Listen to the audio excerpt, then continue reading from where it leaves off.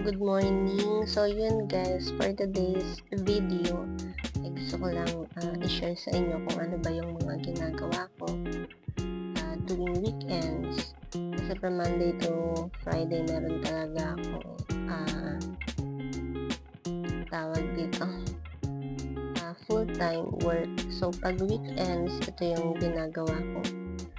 Gumagawa ko ng mga annual budgets ng barangay at sa mga ganitong month kasi gawaan talaga ng annual budget ng barangay.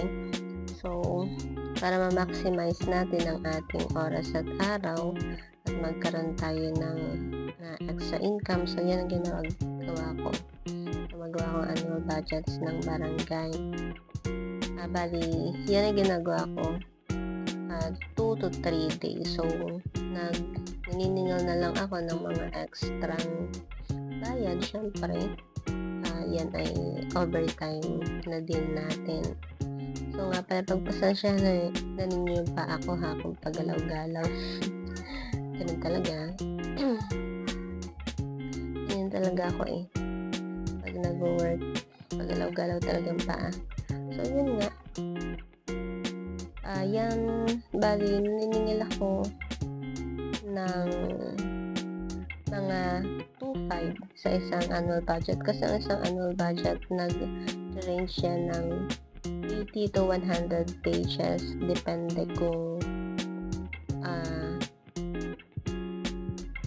sa mga plans nila kung marami.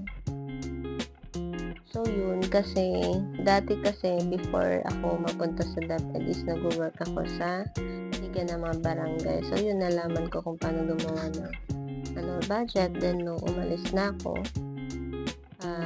nag-reach out pa rin sa akin yung mga barangay treasurer para magpagawa ng budget. So yun, nagamit ko yung mga natutunan ko sa previous work ko para magkaroon ng side hustle. Syempre overtime yan, so maniningil tayo ng extra. At saka diba, hindi sa nagpapahinga ko sa Sabado at Linggo yung tatrabaho ako. At saka doon naman sa 2.5 akin ng ink, akin ng PC, akin ng bond paper, pati correction pag merong correction yung annual budget nila. Print na ako, kaya kung nakikita nyo panay printing na lang ako, bali natapos ko na yung isang annual budget dyan ng isang barangay. So yun guys, kung sino man sa inyo ang may gustong mga ipagawa na mga ganyan paperworks na hindi nyo na magawa kasi marami na busy kayo, so pwede po kayong magpagawa sa akin. Annual budgets, PowerPoint, invitation, kung ano pong gusto nyo ipagawa. Typing job, tumatanggap din na po ako. Kasi syempre kailangan natin ng extra incomes para makaipon tayo at makapag-travel. Alam nyo naman, travel is life. And marami ako naka-line up ngayon na travel. So, kailangan ko mag-ipon. Yun. Thank you.